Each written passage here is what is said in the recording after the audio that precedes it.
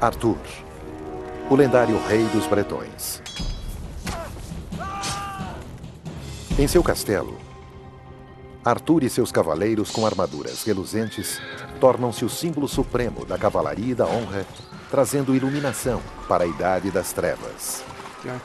As lendas arturianas são muito duradouras porque nos oferecem um líder que é forte, nobre e em quem podemos confiar. Arqueólogos e historiadores agora acreditam que seu mito guarda pistas para a identidade verdadeira de Arthur. Ao juntar as provas que existem há 1500 anos, será que o herói britânico mais esquivo poderá ser finalmente revelado? Assim, vamos abrir os arquivos confidenciais sobre esse lendário rei.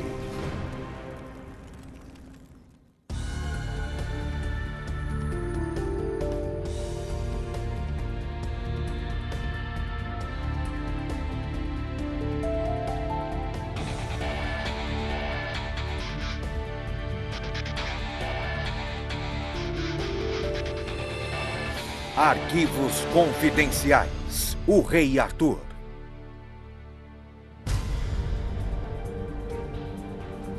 A lenda do Rei Arthur que conhecemos hoje foi criada em um cenário improvável.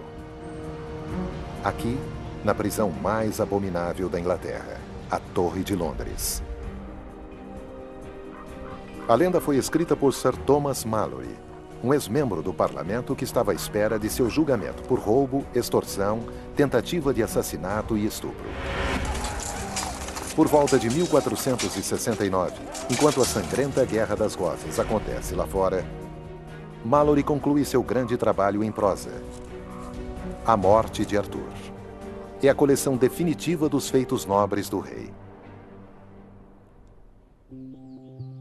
O Dr. Tobias Capwell é especialista em história medieval. A lenda arturiana não é só uma história. É preciso imaginá-la como uma enorme bola de neve rolando colina abaixo e que vai envolvendo todos os tipos de coisas conforme desce em disparada a encosta através da história. E muitos dos elementos mais famosos que associamos à lenda do Rei Arthur foram recolhidos em épocas diferentes. Nos livros de Malory, Arthur é a personificação do herói virtuoso. Ele luta para criar uma terra pacífica a partir de sua corte civilizada em Camelot. E se cerca de cavaleiros fidalgos da Tábula Redonda. Lancelot, seu cavaleiro mais valente e famoso, resume os ideais de cavalheirismo de Arthur, o código de conduta que leva à verdade e à honra.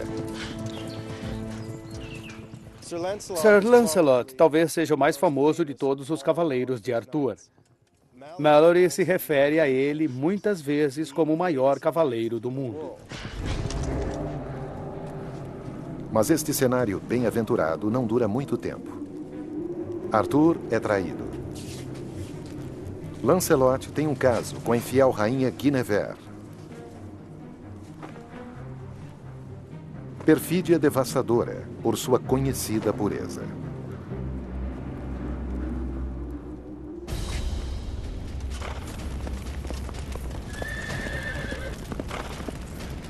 Com seu sonho utópico destruído, Arthur é traído novamente e induzido à luta contra seu sobrinho conspirador, Mordred. Arthur é então fatalmente ferido.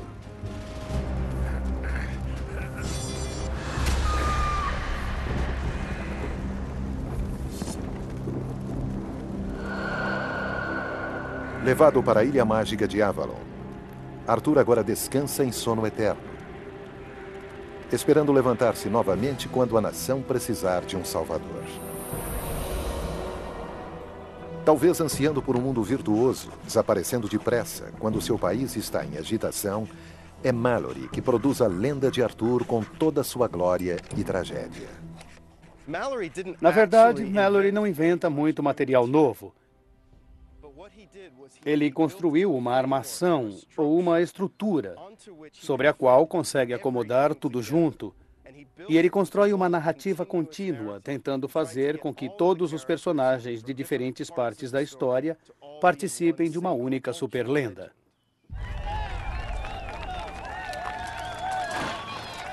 O Arthur de Malory é facilmente reconhecível. Cavaleiros em armaduras reluzentes, lutando por honra e vivendo sob um código de fidalguia severo.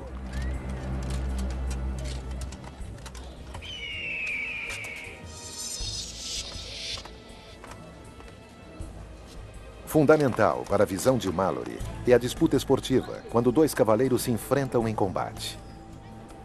A justa.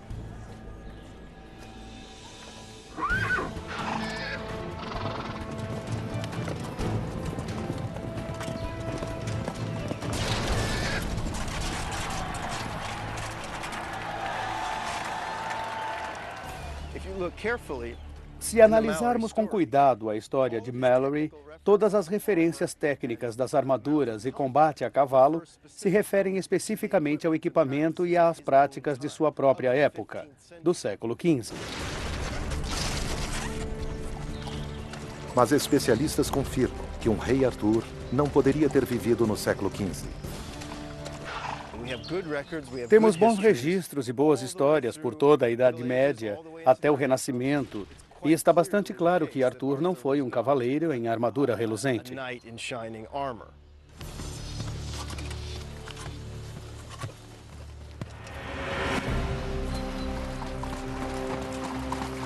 Esta imagem icônica do cavaleiro vestido de ferro é um embelezamento da história feito por Malory. Isso torna Arthur relevante para o século XV. E como Malory, escritores mais antigos acrescentam outros elementos ao mito que refletem os tempos em que eles viveram. Lancelot e os Cavaleiros da Távola Redonda são criados no século XII por escritores franceses românticos, reagindo à sublevação das cruzadas. Mas os textos sobreviventes mais antigos que registram as proezas honradas do rei Arthur não são imaginados por Malory ou pelos escritores franceses. São, na verdade, um relato objetivo, escrito sobre um outro período turbulento da história britânica. Ele pode ajudar a revelar quem era o homem de verdade e quando ele viveu.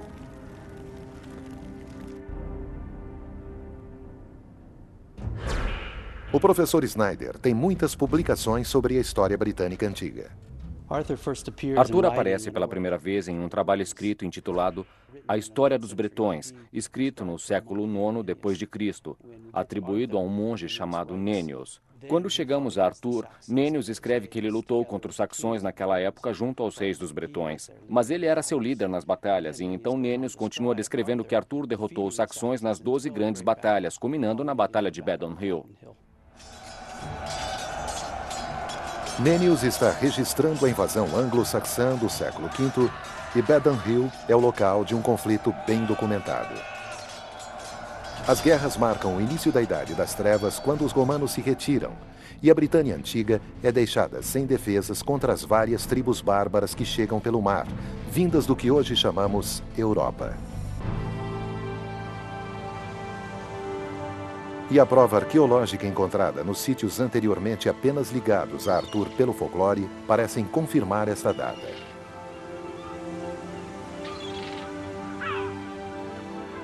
Nas lendas, Tintagel da Cornualha é um ponto de referência arturiano importante. O arqueólogo Stuart Pryor, da Universidade de Bristol, estuda as descobertas feitas aqui. A prova de verdade está meio escondida. Enterrada. Existe uma coleção inteira de cerâmicas finas e sabemos que essa coisa essencialmente veio do norte da África. Essa cerâmica se chama cerâmica decorada vermelha e foi importada em grandes quantidades e podemos ligar a antiga importação dela com o período de tempo que temos para Arthur. A cerâmica encontrada em Tintagel é do século V. Alguém muito poderoso está importando estes bens fantásticos para Tintagel. O mais interessante é que os arqueólogos encontraram a mesma cerâmica em um outro forte da Grã-Bretanha, também ligado a Arthur.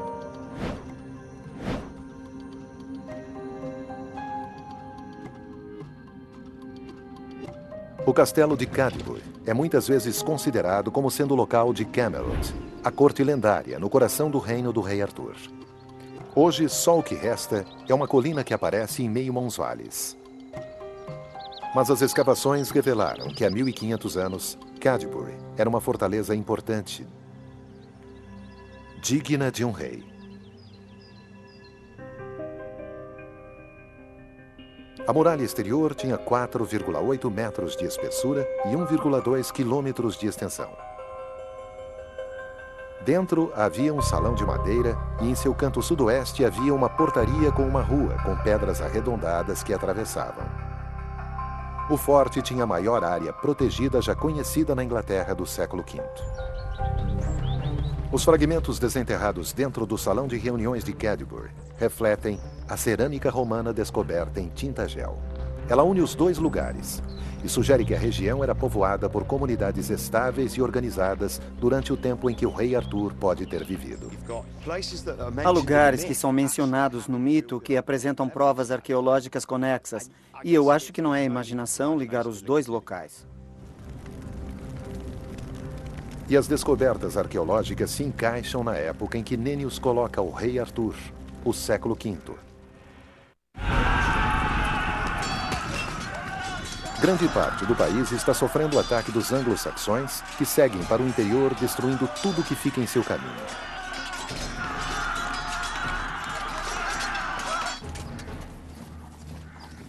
É de dentro da população romano-britânica, que ficou para defender o país, que alguns historiadores identificaram um homem que ajuda a unir as pessoas em sua hora de necessidade. Ele é um candidato possível para ser o verdadeiro rei Arthur, Ambrosius Aurelianus.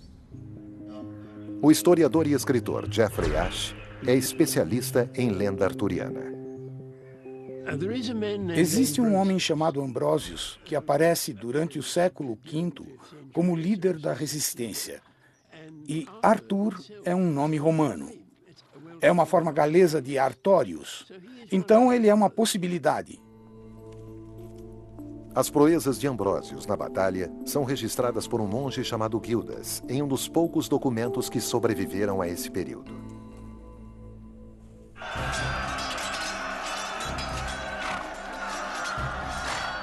Ele é um governante de alta patente na linhagem romana. Logo, era alguém que sairia para as batalhas. Ambrosius poderia também explicar um dos elementos mais resistentes da história de Arthur, a Excalibur mágica.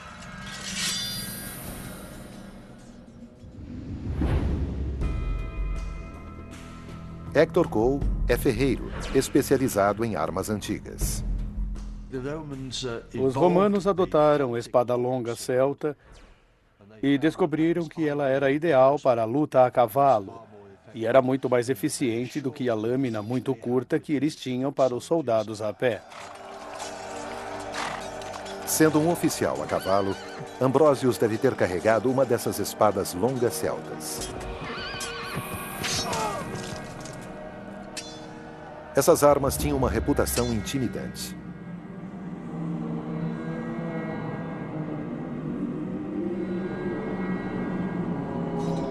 A palavra Excalibur é uma tradução francesa para a expressão galesa corte implacável.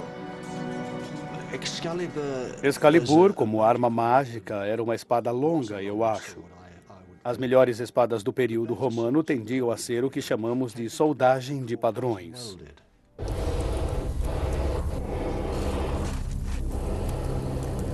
A soldagem de padrões transforma uma lâmina simples em uma arma magnífica e única. Vamos nós.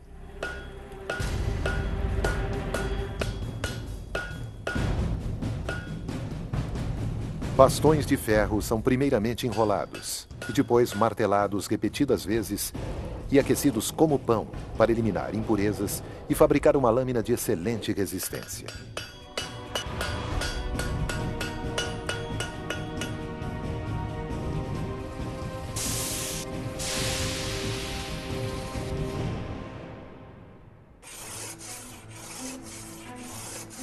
Quando atinge a qualidade e a forma certas, ela é limada para se remover a camada externa de carbono deixada pela fornalha a carvão.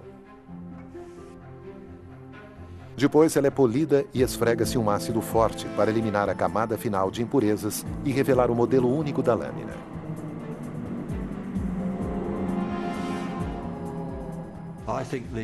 Acho que a lenda de Excalibur veio da soldagem de padrões verdadeira, porque é esse tipo de forja que dá à espada sua magia. Ambrosius. Um combatente do século V defende os britânicos contra os invasores saxões, carregando uma espada poderosa.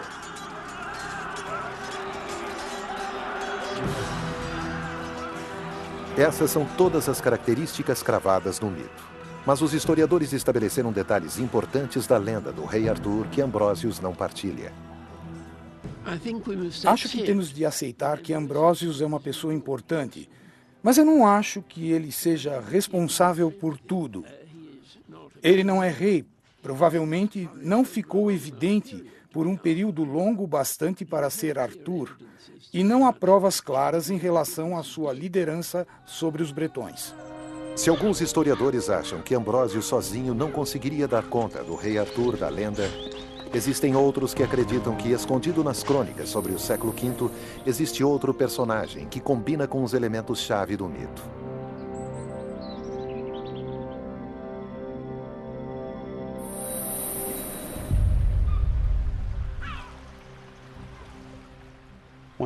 Um candidato para um rei Arthur histórico é um bretão do século V chamado Riótomos.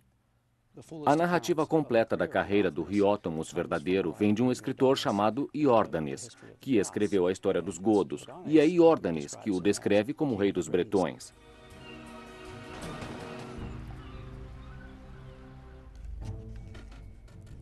Ele relata como Roma solicita sua ajuda na batalha na França. Riótomos parte em sua ajuda com 12.000 homens.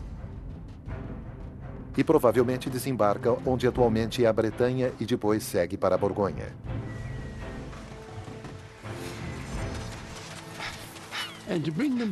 E para trazer todos por mar significa ter uma frota. E o líder que poderia fazer isso era evidentemente uma pessoa muito importante.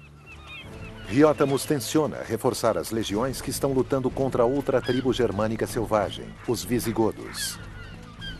Mas o que ele não sabe é que existe um traidor no meio deles. Um tenente chamado Arvandus entrega a posição de Riótomos e o inimigo fica à sua espera.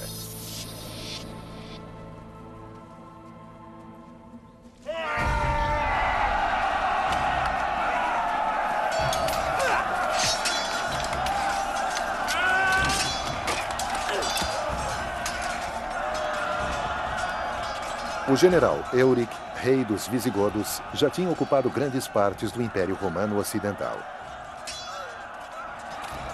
Pego de surpresa, Riótomos é dominado.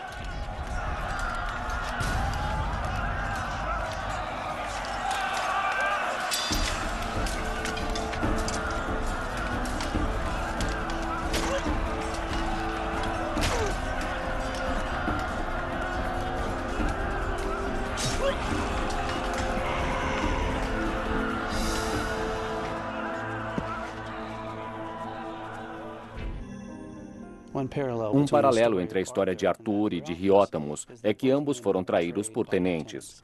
Mordred, é claro, traiu Arthur, e um homem chamado Arvandus traiu Riótomos.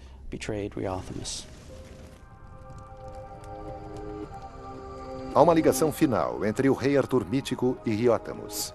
É o lugar para onde ele é levado depois que foi ferido pelo traiçoeiro Mordred.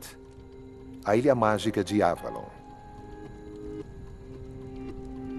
A lenda diz que Arthur está adormecido ali, mas pronto para levantar e restaurar o bem no país. Mas até a mais bíblica das fábulas pode estar parcialmente fundada em fatos. Porque existe um povoado antigo de Avalon, não muito longe da batalha final de Riótomos. Existe um lugar de verdade chamado Avalon, que fica na Borgonha. E a última vez que Riótomos é visto, ele está indo nessa direção tentando escapar dos godos.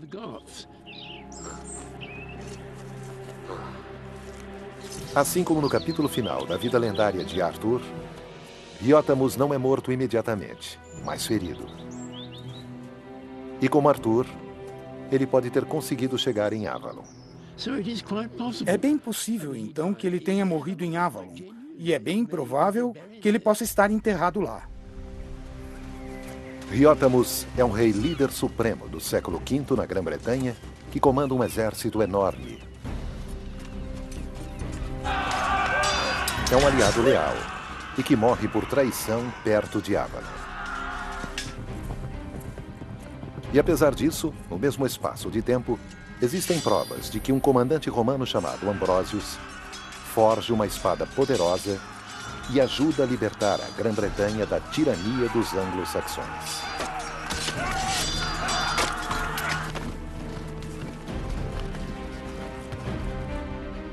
Alguns historiadores acreditam que a resposta para qual destes dois homens é o verdadeiro rei Arthur pode ser encontrada na primeira versão completa de seus feitos nobres já escrita. O primeiro relato mais famoso e histórico sobre Arthur é de Geoffrey de Monmouth, no século XII, que foi muito lido e é muito famoso. Geoffrey de Monmouth escreve seu livro A História dos Reis da Bretanha em 1134. Geoffrey descreve um Arthur do século V, rei dos bretões, que derrota os saxões com uma espada mágica, trazendo paz à Britânia como Ambrosius. Mas ele também luta na França e morre perto de um lugar chamado Avalon. Assim como Riótamos. É o ponto de partida para o mito arturiano. Existem muitos elementos nas carreiras de Ambrósios Aurelianos e Riótamos que podem ter contribuído para a lenda de Arthur. Escritores como Geoffrey de Monmouth poderiam ter pego esses elementos e ajudado a construir a carreira para Arthur. Na antologia Geoffrey de Monmouth, Riótamos e Ambrósios parecem ter sido combinados para se tornarem o fictício rei Arthur.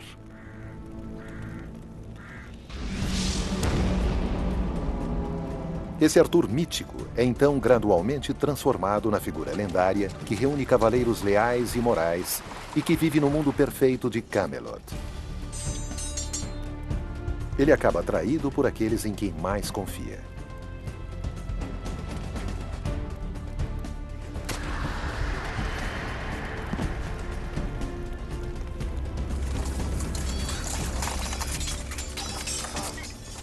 Em tempos de agitação e conflito, Arthur reaparece, adornado com as características mais admiradas pelos escritores da época. O mito arturiano vai continuar a ser reinventado. Um herói para o nosso mundo em mudança. Mas suas raízes históricas podem finalmente ser postas em evidência. Versão Marshmallow São Paulo.